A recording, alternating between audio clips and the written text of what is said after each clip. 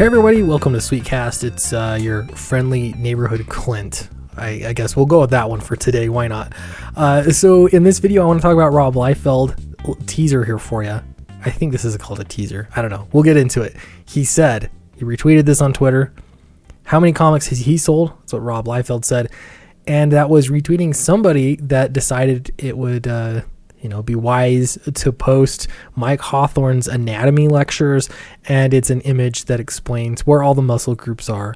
And so if you don't know Rob Liefeld, this is absolutely a dig on him and his his art talent.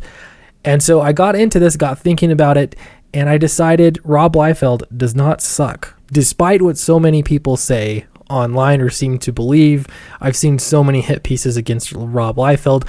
I wanted to get into the specifics here, and so thanks for joining me for the ride. Before we get into it, I want to let you know that Thrilling Comics Murder and Mayhem is live on Indiegogo right now. This is a project that I am contributing to. I'm really, really excited to do so. This is 3 stories. Each of them are basically one-shot length. You've got Chuck Dixon, me, Clint Stoker, and David Furr, all writing on the same book. We each wrote a different Silver Age comic character.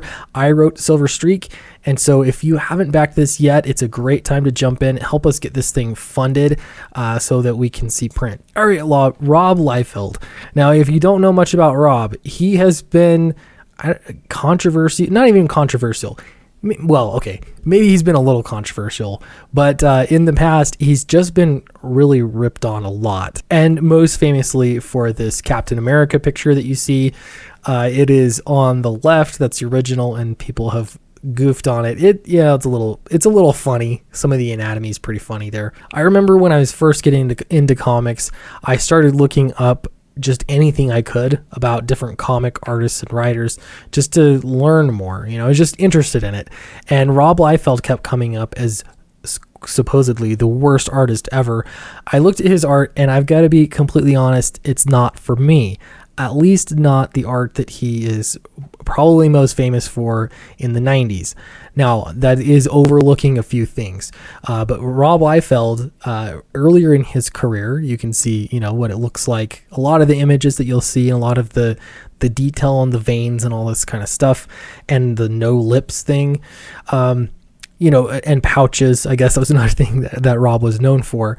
However, if you look at more current Rob Liefeld art, I can see some similarities in the style, but you don't see, to me, this is a huge improvement. I think you'd be hard pressed to say that there wasn't an improvement at all. This is pretty good. But even without any improvement, without me liking this art more than art that he has done earlier on in his career, the same kind of art that he got lambasted for constantly, and still is, as you can see from that Twitter post, the man, just as he said, knew how to sell comics. Something about his art really spoke to fans, to comic readers. They enjoyed it.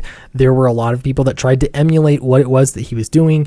You cannot deny that he did a really good job with character design, because he created so many new characters that still last today.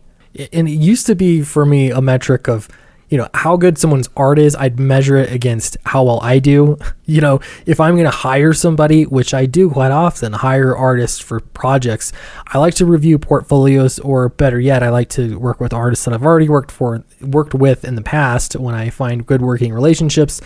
And, I'll look at their art, and in the back of my mind, I'm always thinking, could I draw that? If the answer is yes, or man, I could actually draw better than that, I shouldn't hire that person. And that's just for me. I'm not a great artist. I'd love to get better. There's more to it than that, though. There are the poses, making figures dynamic, and being able to tell a story. And that's number one. I always love to look at that as, especially when it comes to sequential art.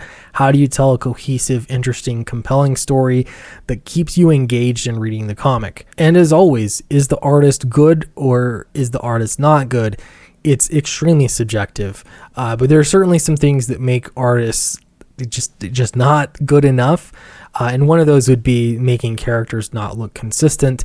All sorts of things. And I'll go and look and do portfolio reviews when I'm looking for artists. And this is something that I look for. If they're unable to tell a cohesive story and make characters look somewhat consistent, from panel to panel and page to page, then I see that as a pretty big error, and I don't want that corrected. Now, Rob Liefeld, for the most part, his characters look like characters. They're recognizable from panel to panel.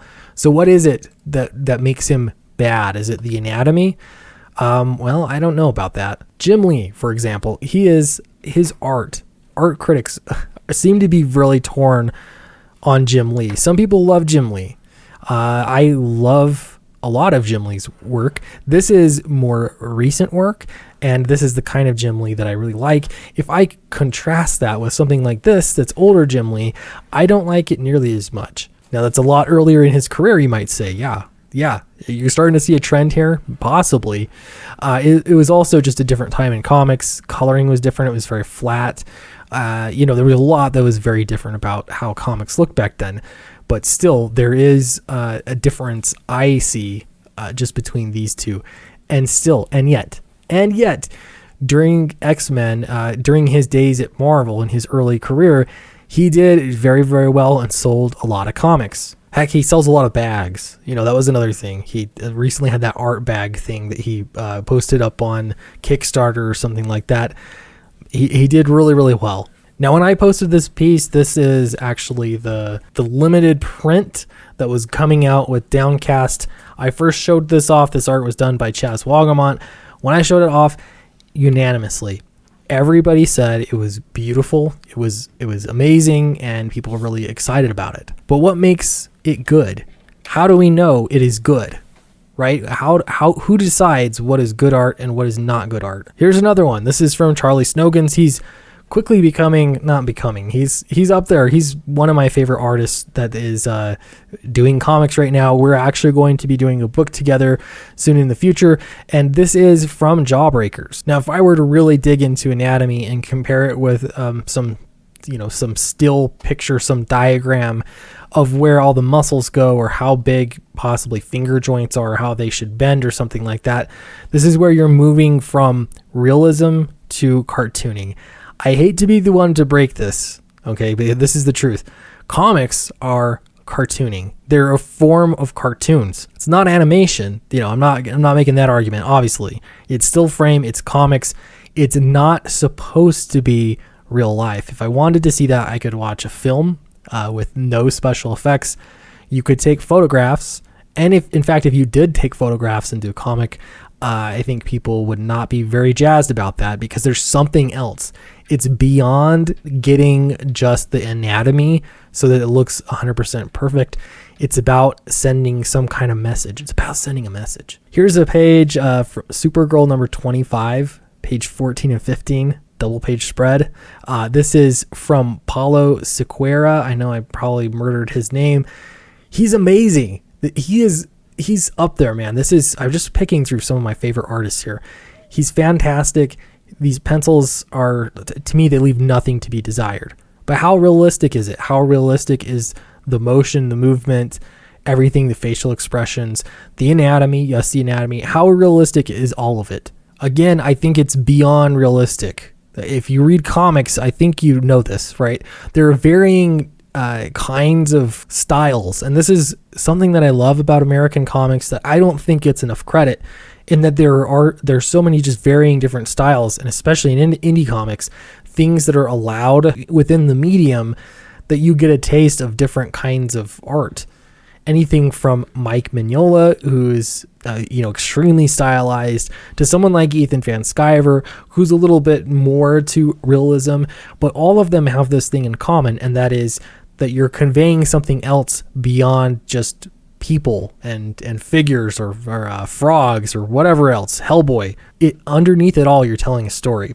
And so, is realistic art the most effective way to tell a story? Maybe. It might be.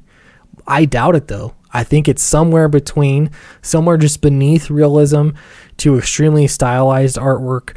There's something else that's happening in these pages that is more important than accuracy to human life. Is this a great comic cover? Or because it's simple, is it a terrible comic cover? What makes this good? This is done by Phil Noto, as well as this cover by Phil Noto. I know I talk about Phil Noto a lot, but man, his art's just amazing. Phil Noto, you're amazing. But what makes it good? I remember having this discussion at my local comic shop some years ago on whether Phil Noto's art was good. And the guy at the comics shop, the owner, I think it was convinced that it was just no good. And I was blown away because to me, I thought that this was the future. Like, this is what comic art needed to look like always. So I tried to look a little bit deeper into this and maybe get a little academic on what makes art good and bad. And honestly, I got through this article called How to Explain Why People Like Art. And it comes off as it's just extremely pretentious. I mean, it does talk about the value, like the monetary value of artwork, originals versus fakes of, especially paintings, or even comic art for that matter. Print of a comic versus the original, there is a big difference. And I don't really want to get into all these pretentious reasons because at the end of the day, I don't think it's really that difficult to explain. There's a reason why you're drawn to a certain kind of comic art and it speaks to you and it's interesting and it excites you and you want to keep reading. You want to just pore over the pages as you turn them. And there's a reason also why you look at art and go meh and you want to move on. While Rob Liefeld's art, for me, has not been something that has drawn me in, at the same time, I cannot deny that it has drawn a lot of people in. He's been very, very successful, as he is not afraid to admit or to tell you at any time on Twitter, trust me, that he has been very successful. He's got a really long, great career behind him. And even if I use my metric of can I draw that good, I look at his art and I don't think I could even duplicate it or come close to duplicating it because it's so unique, it's so recognizable, and obviously he knows how to tell a story. He's been doing it for years. So I'm interested to know what you think is the worst art you've ever seen. Who's the worst comic artist?